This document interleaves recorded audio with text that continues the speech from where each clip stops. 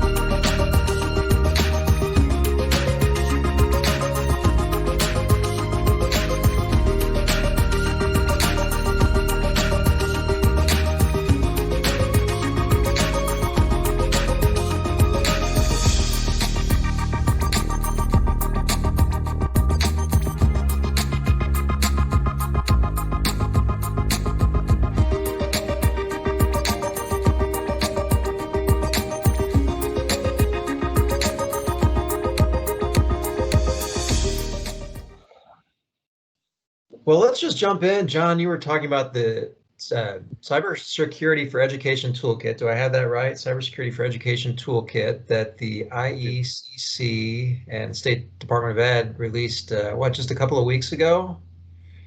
Yeah, it just came out about 2 weeks ago, really to coincide with the beginning of Cybersecurity Month. I think it actually maybe came out the Friday before the first.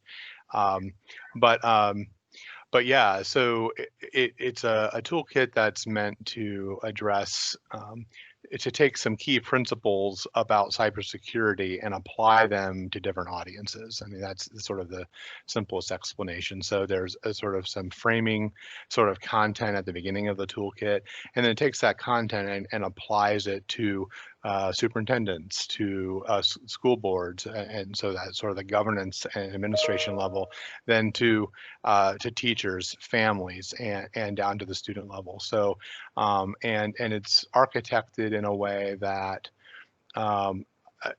sort of takes those principles and sort of gives them in bite-sized chunks. So you don't have to read all of the content there to gain some benefit. You can just take a one basic idea and read it or send it along. So that gives you a little sense of how I think a toolkit is a really appropriate term for the way this is constructed. Yeah, and when we developed that, it was so important to figure out how do we make this easy for those various people, right? So, I mean, with everything going on in schools, go out to the fact, I mean, I'm a parent of 4, 2 teenagers, a preteen, and a grade schooler. So I really can say solidly on my end, at least, that I am so appreciative, and they're all virtual learning for me. So teachers are my heroes, and I already appreciated them before because I have 4 kids and I love them, but I'm not a kid person. So in no capacity did I ever go there I was never the parent was like, oh, I could do this. No, I always knew my limits before COVID. So I definitely appreciate everything that they do. And I think it makes it so much more complicated. I think in a regular life, being a teacher is so difficult. Being an administrator is so complicated. And then you add everything else. And granted, obviously everyone is going through this, right? It's complicated for everybody. But to be in charge of our education and have this long-standing pressure of everything you're doing now is going to affect how we learn, and the young ones and who will turn into adults in a few years, it's a lot more pressure. I mean, somebody I think regular people projects and stuff like that in their day-to-day work, there's ways to fix that. When it comes to education and our kids, it's a whole other thing. I think a whole other level of pressure. And people I think very much underestimate the amount of work that goes into just running a school day. And it most certainly is not. I have had very close friends that are administrators and teachers, and they're like, they definitely do not take summers off. They just work through the summer to get ready for the next year. And this summer was probably one of the most intense ones because now they had to get ready not only for their curriculum, change their curriculum for virtual learning, but also figure out how do they keep themselves safe, their families safe, and all the kids safe. And when it came to the toolkit, and John and I were kind of talking through that. Obviously, at Department of Education, they were clearly prioritizing, and understandably, how do they help these schools get back on track with the curriculum and with requirements, and add the aspect of the safety. But of course, as we talked about in the last episode, it really isn't a either do this or cybersecurity. You have to do both, right? Because it is part of our world. And if anything, and I'm sure John can speak to this, the cybersecurity aspect of it is even more important because now we have so many more endpoints for, being the users, being the students and the parents at home, where we talked about even for other businesses can't control the security there and so on. So the best thing we can do is educate them. And that was really kind of how we kind of came about the toolkit, is how can we make this as simple as possible? And literally, as John said, it is, if you're a parent, go to the parent section and it has specific tips just for you. If you're a teacher, go to the teacher section and it has tips not only for you as a teacher, but it has literally, you copy and paste articles. We wrote it in blog style or an article style to put in your newsletter, and you don't have to do anything. You literally just have to copy paste it. We even kept it in Word form, so you don't have to mess with trying to change it over from a PDF and have to deal with format, because nobody likes to do that. We kept it in Word format. We even provided, DOE was very kind enough, they provided photos for teachers, superintendents, school systems just to use. So you don't even have to go and search for graphics. Yep. Yeah, graphics. We really wanted to make it that simple. And we even have a social media section. So if you as a school superintendent or administrator office or a principal wants to put something on your social media saying, hey, here's a quick cyber tip for today. Here's, don't forget to pay attention to something. We wrote the copy and put even hashtags in there so that people could just literally copy and paste it and lift it, and not putting it away. And it makes it easier because nobody needs extra formatting work or figuring out things. That's what we really wanted to do with the toolkit. That is amazing. It sounds fantastic. We will put a link up to this toolkit with the podcast on the Indiana Bond Bank social media sides, all those various channels, because there's a lot of heart that clearly went into this, a lot of thought and a lot of heart in terms of how you structured it for educators and school business officials. It's really fantastic. Yeah, I think that's a great idea, Mark. But John, I'd like to ask a pretty direct question. Are Indiana schools really getting cyber attacked? Yeah, Kelly, good question. And the answer is yes. I mean, the attacks, the challenges that schools are facing for cyber events are really coming from two directions. One is external.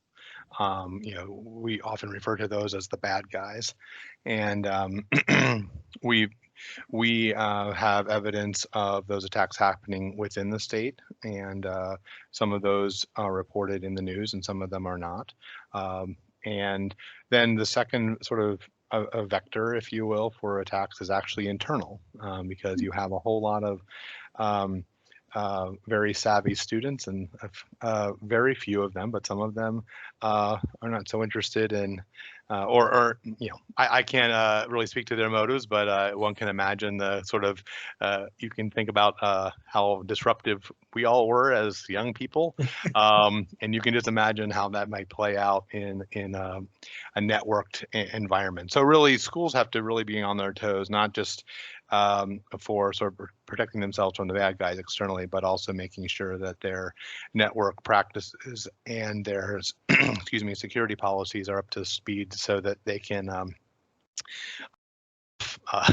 the efforts of enterprising young people.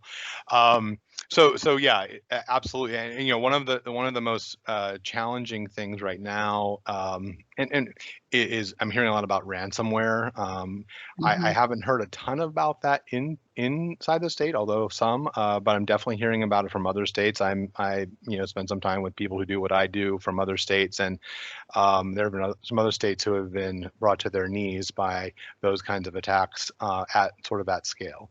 And so I would say that the COVID connection here is that, as Shatrice was saying, the sort of target on the education system is just that much of the learning enterprise has moved online, and now the when you bring down a network and you essentially block the ability to actually deliver instruction, you're affecting way more people now, because so many people are depending on the viability of these networks to not, it's not a sort of a nice to have, right? It's a critical piece of infrastructure now for delivering education to kids. So yeah, it's certainly a threat, and hopefully this toolkit will help to it really requires an all of the above strategy, right, to address these things. And so hopefully this is just another component of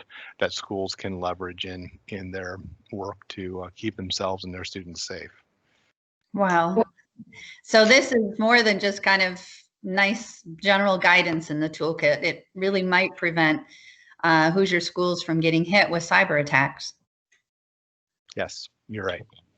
Yeah, and every little bit helps, Kelly, and it I think really the other aspect of it, we're looking at operations, right? So like before, if email systems went down at schools, teachers could still teach, right? So they just had to like go dust off those books and pull them out, and students are like, what's an index, at a library? Like, they're figuring that out, right? So, but people could still move forward. Now, I think within a week, right, John, we had a school that got hit, and their whole virtual day, their whole day operationally was down. So now we're affecting with the count of days that students are doing work, which affects against the credentials. I mean, it's bigger than just, oh, they just get a snow day, if you will. It really does affect things. But I think the other aspect of this is real and happening is, and John can definitely speak to this because I know it's a concern for Department of Education, and just the realization of working with K through 12 and really trying to do everything we can as a state to protect the information of young people, right, John? I mean, that's kind of still the number one thing that bad actors, cyber actors still want to go for, is they want to take down the schools, cause disruptions, but our students' information, my 4 kids' information is still the most valued information to steal, correct? Right. That, yeah, you think about the, if you can compromise the identity of a young person, you may be able to use that information undetected for years before those individuals start to seek credit opportunities and have to apply for things in the financial markets and things like that. So yeah, the value of the identity information of a young person is still more marketable and valuable than, say, people who are our ages. So yeah, those are some of the aspects of that make the K-12 space an interesting one when it comes to cybersecurity. Wow. Yeah, I was thinking maybe the ransomware side. I hadn't even thought about the identity theft, and you're just the treasure trove from a bad guy's perspective of all that data and information out there. That's crazy. Yeah. I mean, it's definitely a vulnerable population, right? And so they've got a target. Wow. I'm super curious about our audience is. Is there any secret about the toolkit? What if we just dive in and maybe cover a couple sections, maybe pull out some highlights for the listeners? Sure.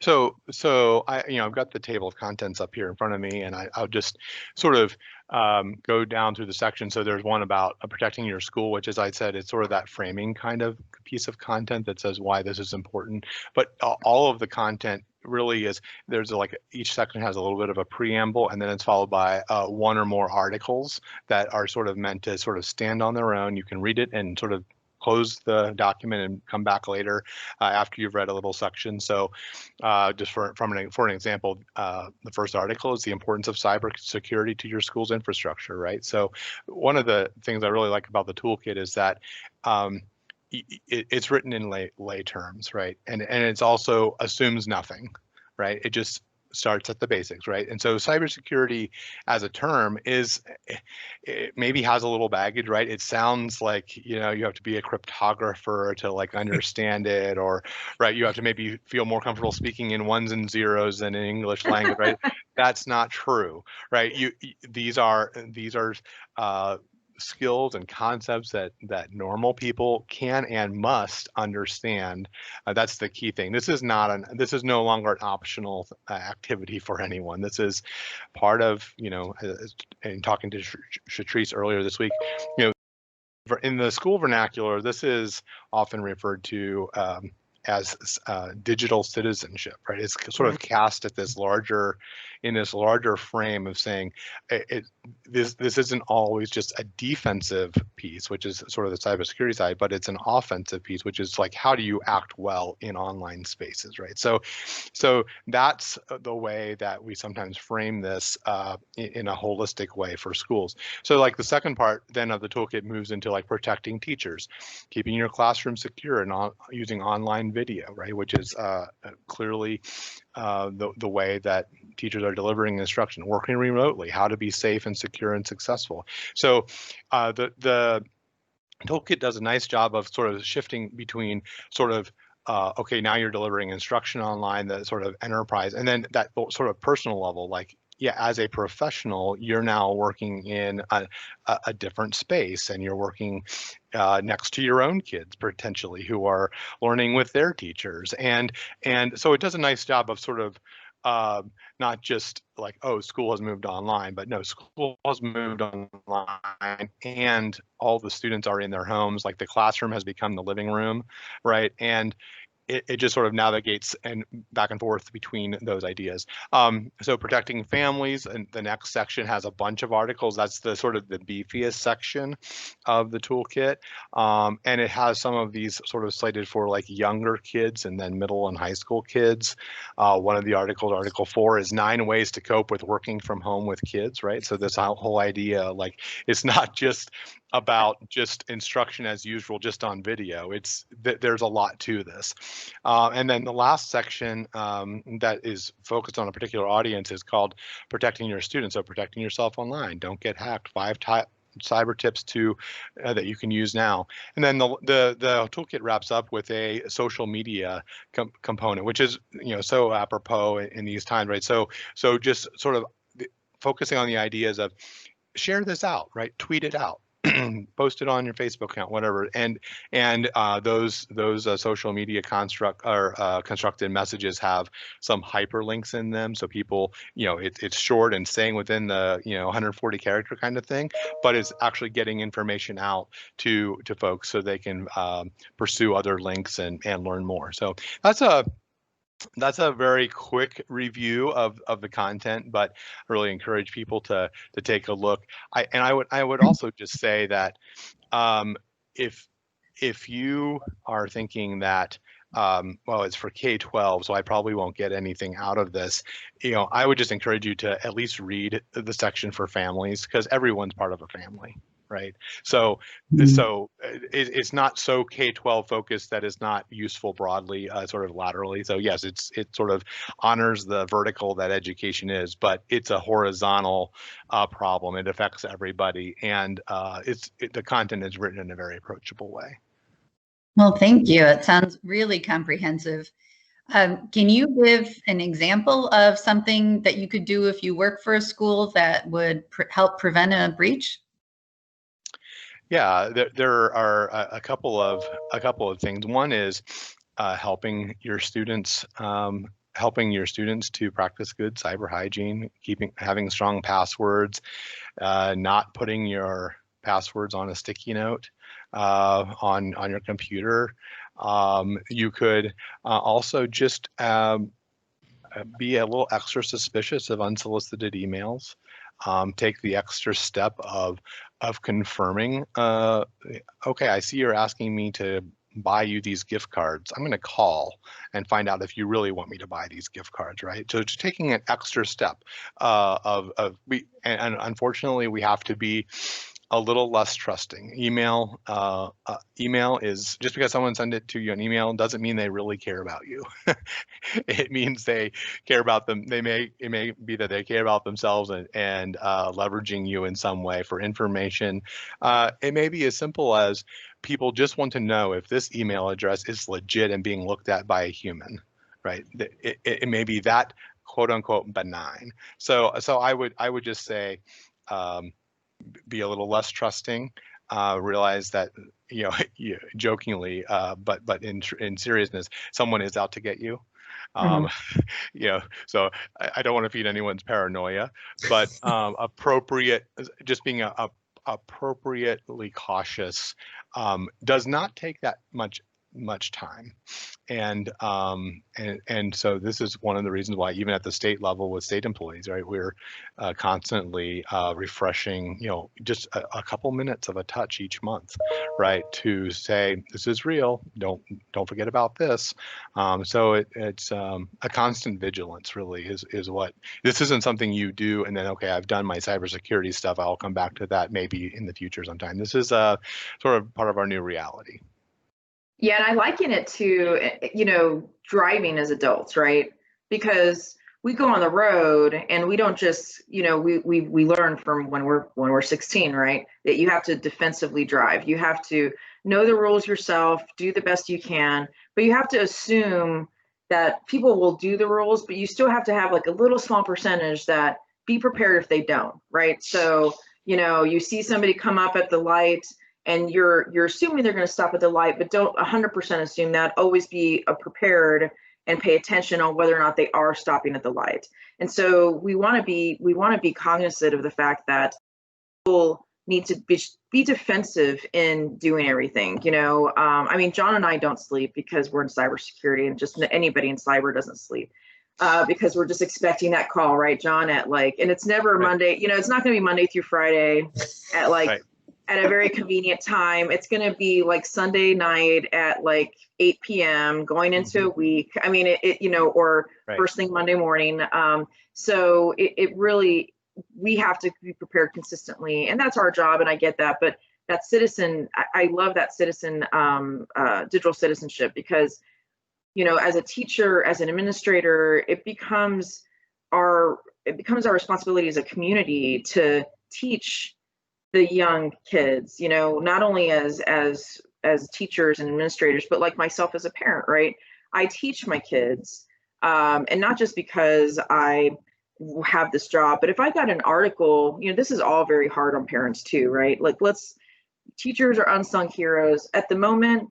Parents are right there with them in the sense of taking on, working full time, and also assisting the teachers as much as they can, and making sure that their kids can meet the levels of standardization of the knowledge that they have to get to the next grade during all this craziness, right?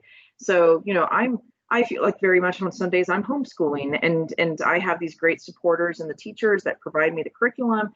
They, listen to me when I'm crying. No, I'm just kidding, although it may seem like it's intense. But, but it's also my job as a parent to teach my kids about, two-factor authentication. If you're going to have an email, make sure the email checks who you are, simple things, right? Or if you're going to have social media, double check on what you're posting. Don't be posting everything on there. If you're going to be on a Zoom call, make sure you're muted, especially if you're working beside somebody. But, ideally, if you can be in a room alone, that's better for everybody, right?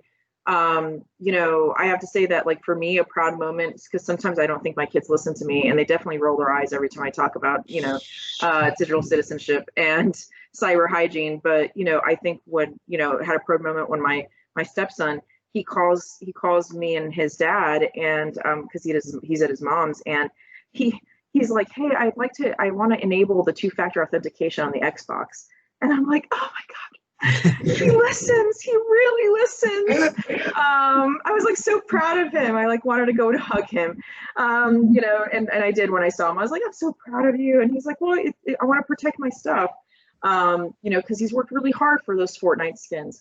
So, but, so I think it's so important, and then like that, my son, when he gets weird texts and he's like, why is this texting me saying to click? And he's like, Mom, this person's trying to get me to click on something. And I'm like, oh, I'm so glad you didn't click on it.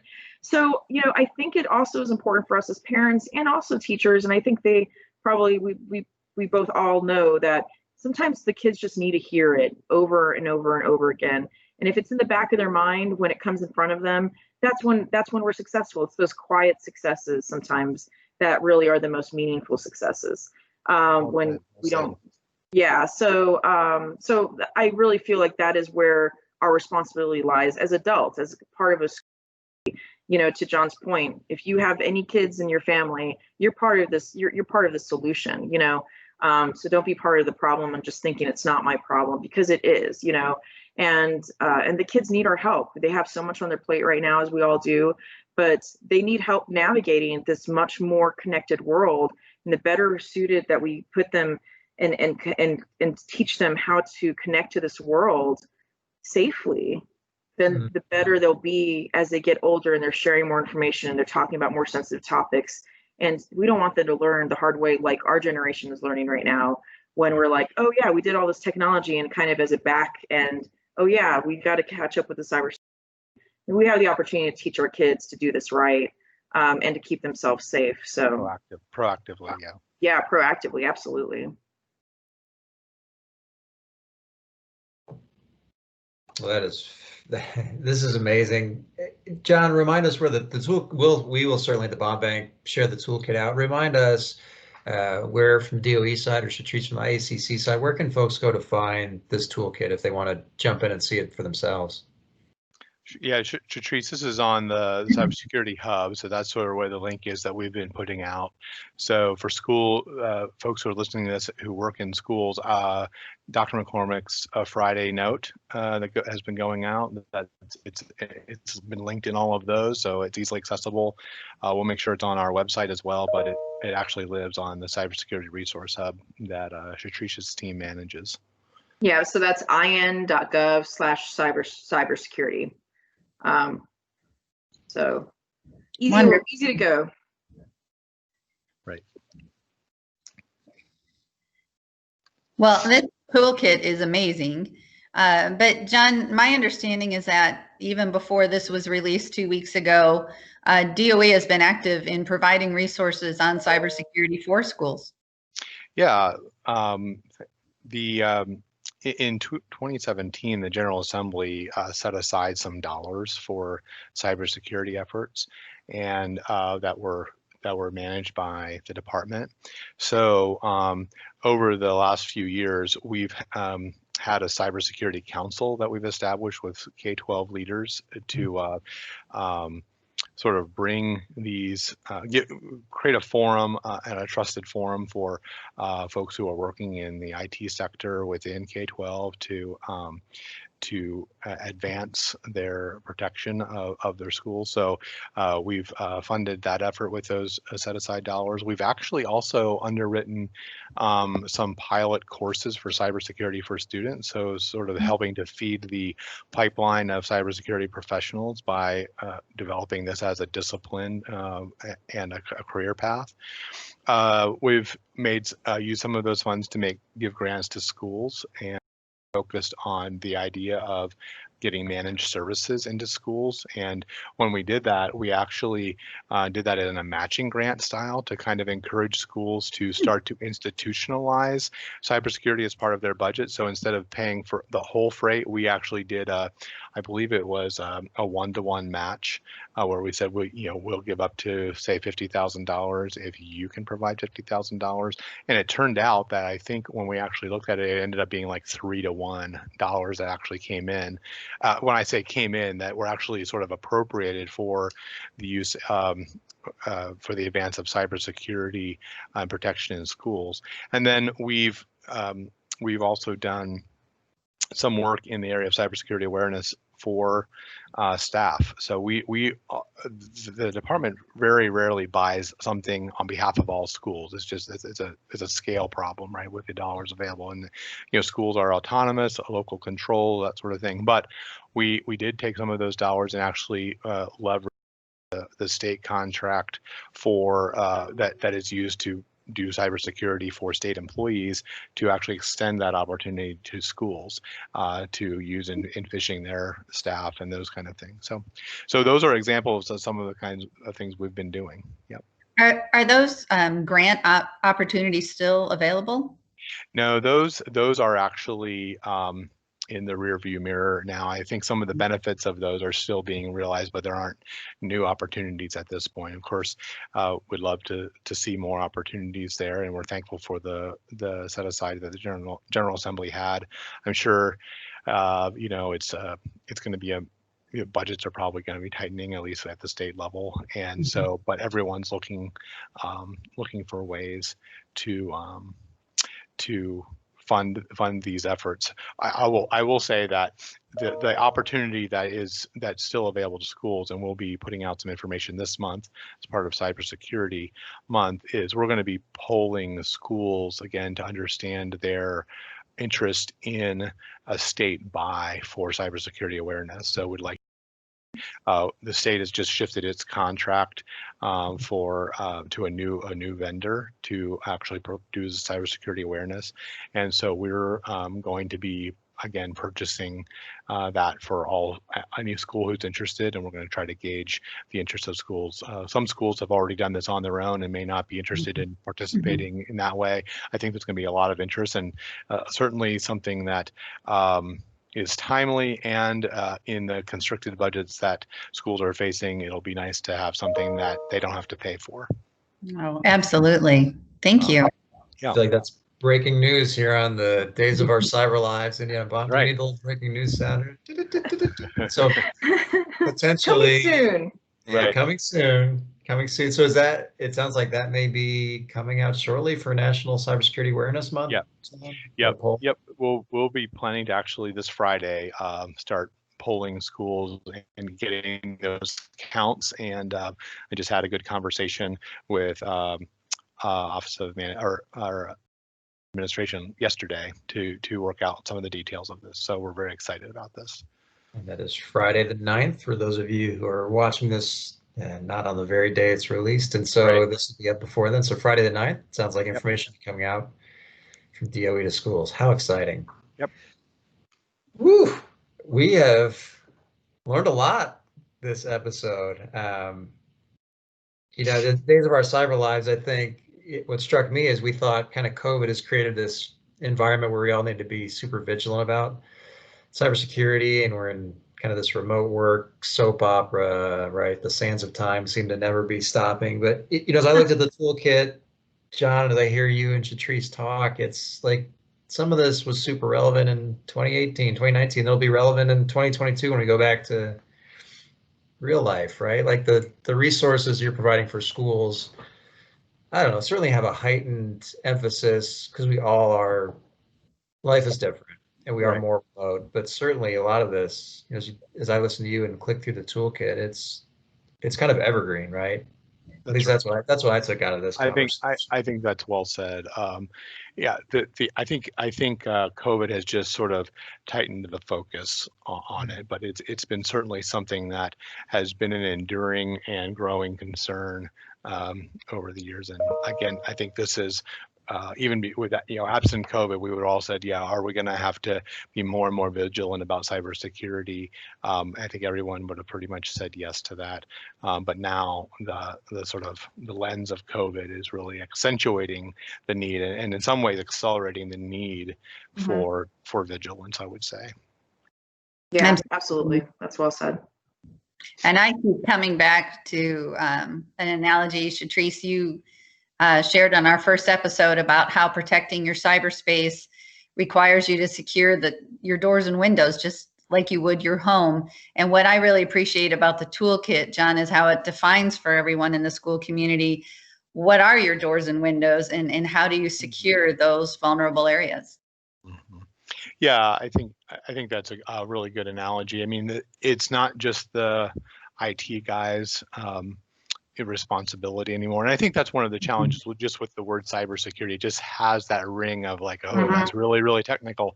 But as you read through the toolkit and or follow some of the links that are in the toolkit, you realize that it's not as much of a technical thing as it is a set of ideas that really do have a lot of parallels to just the physical safety that you were just describing, right? It's ideas that are accessible to everyone, and we need to do everything we can to make sure people understand this is an everybody responsibility. It's not just it does have roots in IT, but think about how much of our lives are now influenced by IT, right?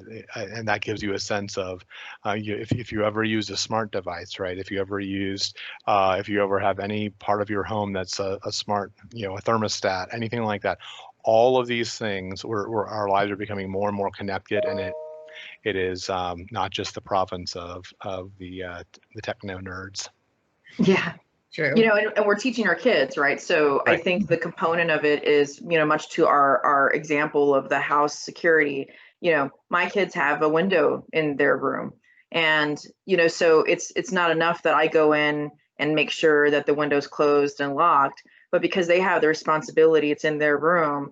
I have to teach them how to close and lock it. I have to teach them who to not let into their window, and to come and let me know if something is at their window. And that's what technology is, and that's only going to get more. I mean, our kids, we're not going to go back to paper. We're not going to go back to any of that. This is going to continue, and it's going to become even more important. If anything, they're just going to get more windows in their room. And so how do we protect? And the only way we can really do it is that whole, you know, teach a man to fish, feed him for a day, or give a man a fish, feed him for a day, teach him how to fish, and feed him for a lifetime. That's what we need to do for kids, right? Is that we need to teach them how to protect themselves so they can protect themselves, for a lifetime. And that's what this really kind of comes across in the sense of the importance of it, and I would say, if you're listening and you're a teacher or you're a parent, you can go to this and start using it right now, like today, go to in.gov/cyber and use it today. If you're a teacher and you do a weekly newsletter, like the 4 newsletters for all 4 kids I get, and you send out, tips and stuff, parents are starving for any way that they can make their kids' lives easier and safer at home. They're looking for ways to making sure that they're not causing more problems for anyone else, including themselves, and protecting their kids. And so, even if I wasn't in this job, if I got an email from a teacher saying, hey, while your kid's on Zoom call, make sure they're doing this, or, hey, when they're on an app, make sure they're not giving away this information. And, to those like 5 simple tips, or have a discussion with your kids about safety and social media. Just like we have discussions with our kids about stranger danger, and we have discussions with our kids about bad touches, we have to have discussions with our kids, frank discussions they don't want to hear, right? I mean, my teenage girls hate me bringing up how you conduct yourselves on social media, but I also know that they're very cognizant of it, and they pay attention to what they're putting on there. And it's our job to do that. So, if you're a teacher now, get the information and say, happy Cybersecurity Month. Here's some tips to teach your kids on how to, protect themselves, or these are tips on how you protect your kids and your families. And I know as a parent, I would appreciate it. And I most certainly people out there who hear, like John said, that cybersecurity word and get kind of like, oh, I don't have time to deal with that, or it's not my thing. Teach them it is their thing. And I think that can make a world of a difference. And we get everybody to do that, and it really does become a ripple effect of the securing of our schools, the securing of our infrastructure, the securing of our government, and most importantly, the securing of the people. And that's kind of what we really are aiming to do here. Yeah, we're not going to, this problem isn't going to be addressed or solved without talking about it, right? At all levels. You can't just wish it didn't exist or treat it as a scary topic, but really at all levels, we just need to be asking more questions, having conversations. And I think the more conversations we have, the less difficult they become, right? We just have to be talking about it, and because the thing is, the threats are evolving. The sophistication, this isn't just like, oh, if we can just get everyone to know these 3 things, we'll be all set. Morphing and evolving, and so it's going to need to be a continuous topic of conversation. You talk to this differently to a 3rd grader than you do to someone who's in 10th grade, right? There are a lot of topics that are like that, and we just need to be committed to asking questions, having conversations, and then making this something that's part of our normal course of work. And I think a really cool. I'm sorry. Go ahead. The phrase that I've heard more this year than any other is that cyber hygiene. And I think that's actually something that seems more understandable to people. Approachable. It's just a phrase I think most people can relate to, and it certainly seems to be picking up in popularity. I don't know, what are your thoughts on that?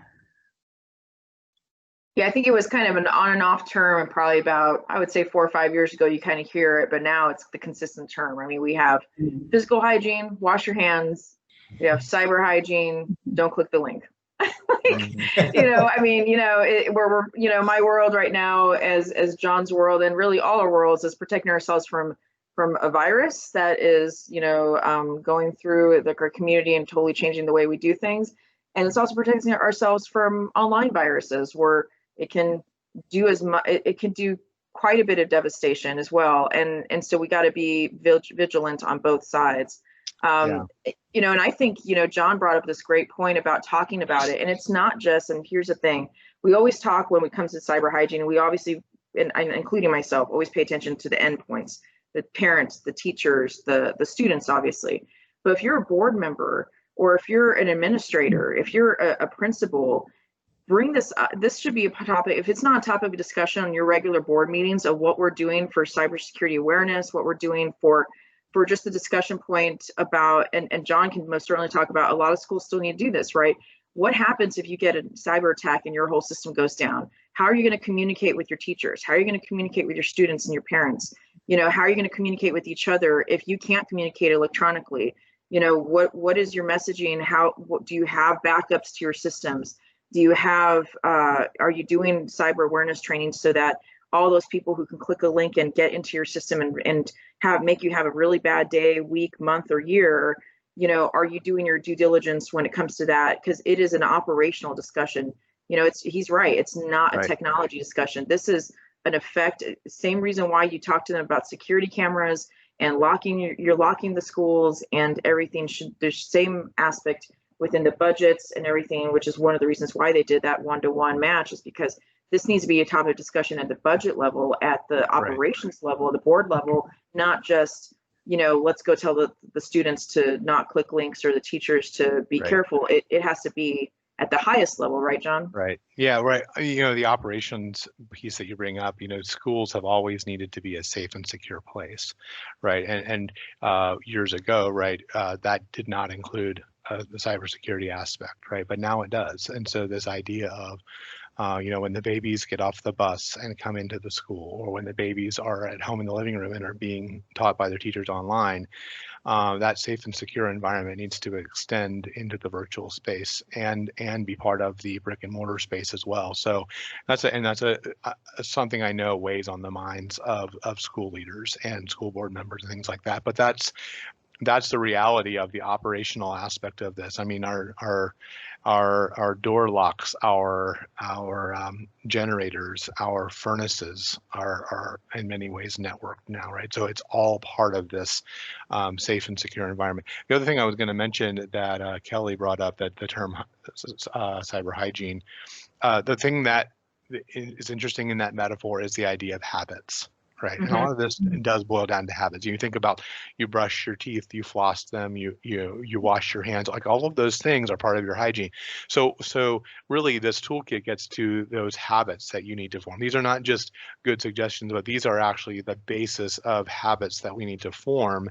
And the great thing about a habit is that there are ways that those become a second nature.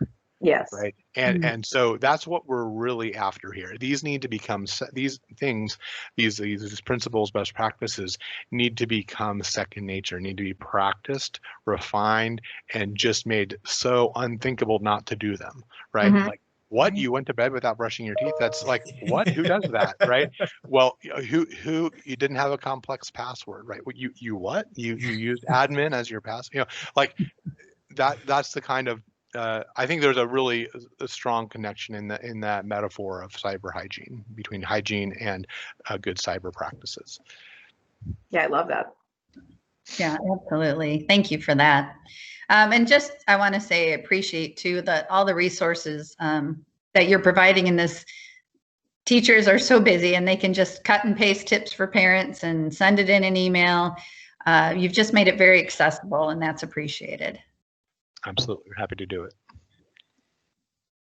John, thank you so much. I'd say open invite anytime you have anything to share on this front with us. There's always another episode of Days of Our Cyber Lives. One of us might have amnesia and might need you to come back and repeat this when we get it. We'd be happy to. Right? Happy to. I'm probably the only one. Very good. And Shatrice, I think I speak for God, we love having you and just bringing you have such great connections in the space, and I know our audience of local governments, the schools today should take so much out of this.